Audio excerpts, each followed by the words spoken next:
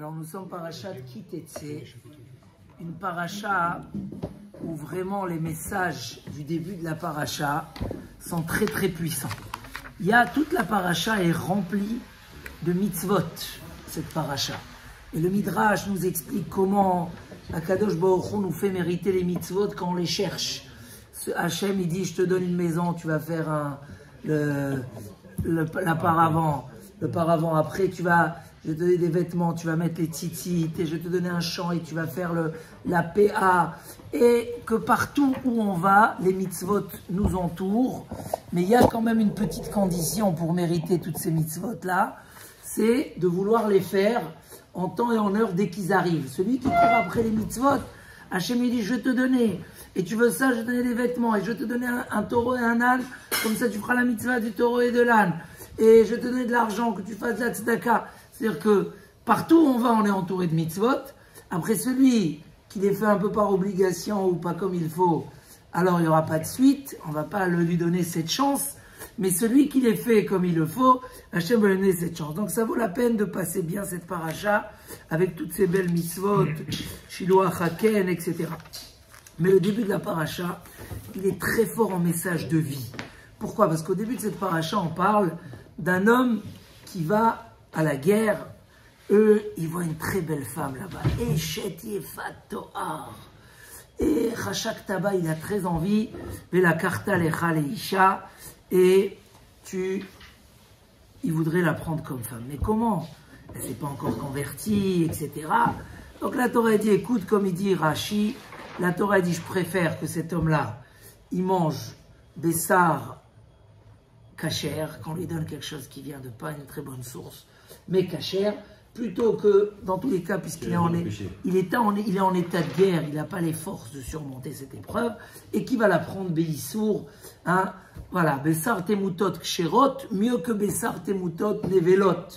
Et donc Hachem, il lui permet, hein, l'Odibra Torah et la Keneged Yetzerara, la Torah, elle a parlé dans un état où le Yetzerara est très fort et que l'homme ne va pas surmonter, mais, comme il dit Rashi, suit la suite de la paracha.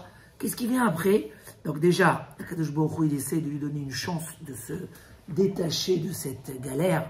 Donc il lui dit, écoute, tu peux la prendre. Il y a même un avis qu'il a le droit d'avoir une relation avec elle, mais pour qu'elle devienne sa femme, il l'amène à la maison. Et pendant un mois, elle va pleurer ses parents, elle devra se raser les cheveux, s'habiller tout simple, etc. Pour que peut-être ils disent, finalement, qu'est-ce que je suis parti choisir? Je vais chercher ma Bat Israël, Kshera, et il va se... Mais si ça ne marche pas, parce que c'est un homme, quand il décide qu'il veut quelque chose dans la vie, il n'arrive pas à réfléchir à la vérité. Donc, malheureusement, elle dit la Torah, quand un homme il a deux femmes, une il déteste et une il aime, et ils lui ont donné des enfants, il ne peut pas repousser l'enfant de celle qui déteste. Comment une femme qui déteste? La Torah, elle parle de ça. Après, je vais un peu plus loin. Qui est Leish ben Sorer ou Moré? Dès qu'un homme aura un enfant, Hachem Ishmo rebelle, et un rébellion tellement grave où la Torah elle voit que cet homme-là, il va finir par être un brigand et tuer les gens sur les routes et leur voler leur argent, la Torah dit, il n'a plus d'espoir. Les parents, ils ont une mitzvah de l'amener au Bedin et demander qu'il soit condamné à mort. Et d'après un avis dans la Gemara, ça n'a jamais existé ces histoires-là. Mais il y a un avis qui dit, oui, moi j'étais, et je me suis même assis sur son kéver de cet homme-là, hein, de ce homme-là. Non, dans les 70 ans. Mais il y a pu avoir. Donc il y a un avis, il dit, la Torah nous a écrit cette paracha pour qu'on apprenne un message. Mais concrètement, ça ne va pas exister, une chose pareille. Et un autre avis qui dit, oui, ça a existé, moi j'étais sur son kéver. Et beaucoup essayent de comprendre, j'ai vu même mon nom du Maharal, Miprag, ça veut dire quoi j'étais sur son kéver? On ne peut pas s'asseoir sur un kéver. Qu'est-ce qu'il veut dire dans ça? Donc, en tout cas, avant d'arriver aux explications, Rashi dit, la Torah elle a enchaîné les parachiotes.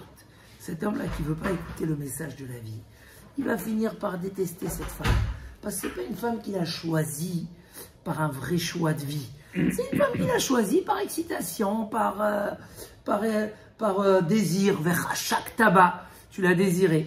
Et on a essayé de te dissuader, tu n'as pas compris, bon, on a essayé de te trouver un chemin pour que ça se passe bien comme ça. Mais attention, après tu vas la détester, après l'enfant qu'elle va t'amener à un mariage qui était basé que sur des désirs. Hein? La Torah, elle prophétise et elle nous dit qu'il va la détester. C'est-à-dire que finalement... Donc la Torah privilégie un mariage de raison, plutôt de bonne vie. Chazak, tu dis ça juste. Et ensuite, même l'enfant qui va naître de ça, comme il dit Rabbeinu Bechaye, les pensées des parents, c'est ce qui va décider les ambitions des enfants. Et si toutes leurs pensées, c'était que la beauté, le plaisir et le désir, ça ne peut pas amener un enfant de grande réussite. Et donc la Torah lui dit, regarde, ça va finir mal. Quel est le message que la Torah veut passer? C'est quoi l'odibra Torah et la keneged yetzerara? D'après les Lavi, que ça n'a pas existé, la paracha de Ben Sorer ou Moré, ça veut dire que cette paracha, elle veut nous apprendre que dans la vie, on a deux chemins et que des fois, on essaye de faire cachère, mais c'est fondé sur du yetzerara. Et la Torah veut nous apprendre que les conséquences sont très amères. C'est quoi l'odibra Torah, la keneged yetzerara? Le Midrash ramène que David Amelech, quel plus bel exemple que David Amelech. Et que David Amelech, tout ce qu'il a eu l'enfant Avshalom a poursuivi son père. David a dû se sauver. C'était pas avec Bathsheba, c'est une autre. C'est Maacha, c'est une qu'il a pris dans la guerre, justement. Et Davka avec Bathsheba, elle était déjà destinée pour lui. Donc le premier enfant, il est mort. Mais après, il y a eu Shlomo, parce que c'était son mazal. Mais ils disent Chazal que l'enfant qu'il a eu Avshalom, c'était d'une femme qu'il a choisie comme ça dans la guerre, etc. Donc c'est très dur à dire. Un roi, il a le droit à 18 femmes, hein, d'après la Torah. Et nous sommes tous des rois.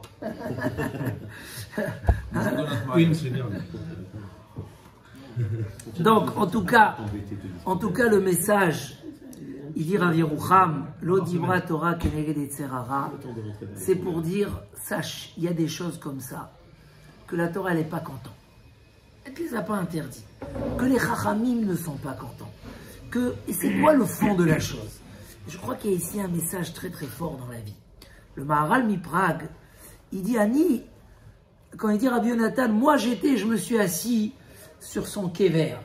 La même chose, le même Rabbi Yonatan, quand on parle de la ville qui a fauté, et qu'on devait détruire toute la ville, etc.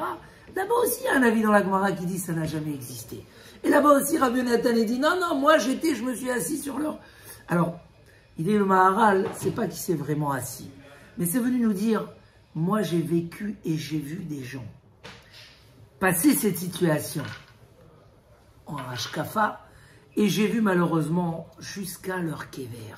J'ai vu toutes leurs souffrances, combien ils se sont fait du mal, combien ils se sont entraînés. Et peut-être que beaucoup de rabbanim pourraient dire comme Rabbi Yonatan, moi combien j'ai essayé de pousser celui-là à ne pas faire ça, à ne pas faire ses choix, et à la fin il ne m'a pas écouté, et j'ai vu son kéver, Chazvé Shalom, pas dans le sens kéver, mais j'ai vu qu'est-ce qu'il a souffert, combien de mal il s'est fait, combien il a détruit un potentiel de vie, parce qu'il s'est laissé tenter par des choses. Et le fond du message c'est quoi? C'est ce qu'on avait ramené au nom du Maharal, que Shlomo Amelech nous envoie régulièrement chez la fourmi pour apprendre la zrizout, l'empressement. Et je ne vais pas revenir sur toutes ces drachas extraordinaires du Maharal, mais le message était quoi? Quand on te dit va chez la fourmi et apprends sa rapidité, c'est quoi? C'est pas de la rapidité physique uniquement. La rapidité physique, c'est qu'une conséquence. C'est une rapidité d'esprit. Ça veut dire quoi? Que va voir les chemins de la fourmi, tu vas devenir intelligent. Elle demande le Midrash, ça veut dire quoi? Quelle intelligence est là? Et les réponses que le Midrash ramène là-bas, c'est qu'elle a cette rapidité d'investir dans les choses qui ramènent des fruits. Tout simplement, c'est comme quelqu'un qu'on lui propose 3 ou 4 business, il ne peut pas diviser sa journée en 4 ou en 5. Et il a la rapidité et la sagesse d'esprit pour trouver le bon, celui qui va amener le plus grand avantage. Et il va dire, celui-là, je gagne 1 tonne au début. Mais c'est pas intéressant après. Je parlais avec un bachour de la yeshiva hier. Il me dit, je lui dis, pourquoi tu n'es pas motivé? Il dit, parce que moi, j'ai envie que des fois, quand on m'appelle à un restaurant, machin, je veux aller. Je lui ai dit, mais les travaux que tu es en train de faire, tu rates tes études, tu rates ta yeshiva. Donc, tu vas faire que des travaux, tu ne vas pas être déclaré dans ta yeshiva. J'ai essayé de le faire réfléchir. Quand tu n'es pas déclaré, donc tu n'as pas de chômage quand tu ne travailles pas, tu n'as pas de retraite, tu n'as pas... Bon, c'est juste un machal, mais qui est tellement vrai. Je lui dis, pour cette petite journée par mois qui te fait gagner quelques centimes, tu rates tout ton avenir. Alors que, en tant que Ben Torah, tu as un avenir extraordinaire. Mais la force du Yetzer Hara, c'est quoi? C'est de nous faire penser au présent d'une manière très forte. Comme si il n'y a que le présent dans le monde. Ezeu Chacham, Haroet Anolad. Hein? Ou bien, Ezeu Chacham, dans la Pirkei Avot, Alomed Mikol Adam. Mais les deux, ces deux Mahamaré Chazal, dans le même sens. Celui, l'Omed Mikol Adam, il ne dit pas à celui qui m'enseigne, il est plus petit que moi, qu'est-ce que je vais apprendre de lui? Il voit l'avenir. Ça veut dire la force, la chorma d'un homme, la zrizout de la Nemala, comme on dit là-bas, elle prépare pour beaucoup plus que sa vie, qu'elle range, quand elle range la récolte, elle arrange avec une sagesse pour pas qu'elle s'abîme. Mais c'est plus dur. Tu dois ranger ta récolte que dans un endroit où il y a un étage en haut, un étage en dessous. Range n'importe où, qu'est-ce qu'il y a? Tu vis pas longtemps. La chokhma que Shlomo Amelech il a trouvé dans la Nemala, c'est qu'elle n'investisse pas, elle donne pas son investissement sur les choses éphémères. Pourquoi elle vole pas? Quand elle passe et elle voit un grain de blé qui a été touché par une autre amie à elle, elle ne le touche pas. Pas parce qu'elle n'est pas voleuse. Ils disent les Mfarshim, c'est une grande voleuse la fourmi. Tout ce qu'elle prend à qui ça appartient, c'est pas elle qui l'a semé, c'est les hommes. Donc c'est une grande voleuse, mais quoi? Elle ne veut pas voler de son ami. Pourquoi elle dit à quoi ça sert? Quand je vole, on me le reprend. Ça sert d'investir. Ah, on vient, on te dit, tu peux gagner 100 000 € d'un coup. Non, non, non, moi je veux dormir bien la nuit. Je veux dormir la nuit parce que si j'ai besoin de bien dormir ma nuit pour bien travailler la journée et avoir mon avenir. Donc cette rochma, cette zrizout. Et là, le début de la paracha qui était la milchama. Il dit l'Orach Chaim Akadosh. Très beau, tout ce pasouk-là. Il explique la milchama de ton Yetzer Hara. Pour ça, c'est marqué au singulier. Qui était la milchama al oivecha. C'est quoi oivecha? On parle ici dans la guerre du clan Israël. Mais il dit, il y a ici un très fort remez sur la guerre du Yetzer Hara. Et que des fois, le Yetzer Hara, il te donne des petits cadeaux comme ça. Yefat Noir. Des choses qui t'excitent à l'immédiat et qui te font perdre ton avenir. Souvent, un homme, il doit comprendre qu'il n'y a pas que le conscient, il y a le subconscient. Il y a un système d'énergie. Il y a des choses qu'en soi, allez, c'est pas un vrai péché. C'est pas un vrai péché. Mais il te vole l'énergie positive. Un homme qui dort à 3 h du matin, il dit, mais moi, je me lève à la fila demain, je travaille toute la journée. Mais il a dormi à 3 h du matin, il a vu des bêtises, la tête elle est bourrée. Il s'est perdu l'énergie spirituelle. Peut-être même... Il n'est pas en forme au slichot. Il n'est pas en forme au slichot, il n'arrive pas à l'heure. Il est à 46. Ah ouais, mais peut-être que même quand il est dans son travail ou dans son étude, il est perturbé, il n'est pas occupé. Qu'est-ce qu'il a fait? Le Yetzer Hara, il t'a vendu une Yefat Toar la nuit et il t'a volé toute ton énergie. Un homme, il a besoin d'énergie pour travailler. Il a besoin de la doucha. Peut-être que si tu as dormi avec un chiour d'un certain rave qui t'a motivé, et tu t'es levé le matin comme un lion, et tu es arrivé à 44, et que toute la journée, tu étais Bikdoucha, toute la journée, tu étais Betahara. La Torah, elle nous dit, les enfants, elle dit, regarde, c'est ton bonheur, tu te retrouves à avoir un enfant rebelle. Et tu dis chaque fois, pourquoi il est comme ça? Pourquoi tu n'étais pas mis de Kadesh? Un homme, il a un devoir, Chazal, il y a même plein d'alachot. Et ils sont ramenés dans le Shulchan Aruch à la fin du Chelek Bet pour un homme marié, des halachot de Kdusha, de pas stam aller vers des choses de l'homme qui, quand même qu'un homme il est mis de Kadesh, il a de bonnes kavanot. On sait ce que le Rambam il a dit à Aristote, que Aristote, tu t'es trempé dans tout ce qui est conjugal, que toi tu as dit ah c'est une bassesse pour l'homme, pour le Ham Israël, c'est une grandeur. Il y a de la Kdusha, c'est la Shrina. C'est une mitzvah d'assez de Horaïta, tu es Mekayem une mitzvah. Ça a un aspect. Pourquoi tu prends ça dans l'esprit animal? Prends ça dans l'esprit de Kdusha. Et ça, voilà, la Torah nous a fait un processus, elle nous a appris. Elle nous a dit, Chaval, il dit ici, que, par exemple, il y a un jeu de mots entre Cheshek et Chefetz. Au début, c'est marqué Vechashak Taba. Et si vous remarquez après, dans le cas où la morale a marché et il ne veut plus d'elle, alors il ne doit pas la faire souffrir, il doit la renvoyer chez elle tranquillement. C'est marqué Bayayim lo Chafatz Taba. C'est dire la même chose, non? Très bien. C'est quoi Im lo Chafatz Taba? Les deux, c'est du désir. Pourquoi un, tu dis Cheshek et un, tu dis Chefetz? On trouve ça aussi dans le Rashi, quand. Écoute ce beau chidouche, tu pourras le dire Shabbat. Ouais. Au début, c'est marqué Chashak Taba, et après, c'est marqué Lo Chafatz Taba. Les deux, c'est la même chose. Par exemple, dans Shechem ben Hamor, quand il a pris la. Parce qu'elle devient un Chefetz. Il a dit. Ça peut être aussi. Ça peut être aussi. Mais c'est marqué là-bas, dans. Ça devient une chose, dans. Qu'est-ce qui est marqué? Dans Shechem ben Hamor, quand il a pris Dina, c'est marqué. Chashka nafshi bebitrem. Mon fils, il est à Chashka. Et Rashi dit que Chashka égale Chafetza. J'ai envie. Alors pourquoi on a dit Chashka? Il ramène là-bas une belle histoire qu'un jour, il y a un rave très très important qui était très pointilleux sur les horaires. Et un jour, il n'arrive pas. Tout le monde l'attend au Bédine après la tfila. Et il ne vient pas au Bédine. Je ne me rappelle plus le nom d'un certain Rabbi Abraham. Tout le monde était inquiet, toute la journée, ils ne l'ont pas trouvé. Jusqu'à quelqu'un, il a dit peut-être qu'il est resté au Beth Knesset. Ils ont dit non, le Beth Knesset, il est fermé. Ils avaient Beth Knesset et Beth Midrash. Moi, ça vendait, c'est mélangé. Mais je suis passé la semaine dernière devant une synagogue et j'ai vu comment ils ferment la synagogue à 9h du matin. Et j'ai eu comme ça un sentiment, j'ai dit comment on ferme une synagogue? C'est vrai qu'une synagogue, c'est pour les tfilotes. Mais aujourd'hui, il y a beaucoup de synagogues qui sont en Beth Midrash.